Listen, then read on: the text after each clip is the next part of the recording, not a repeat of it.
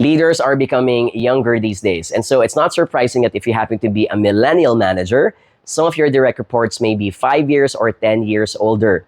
And you're going to be expecting a tinge of insecurity or resistance perhaps from these people. How do you win their trust? And how do you gain credibility?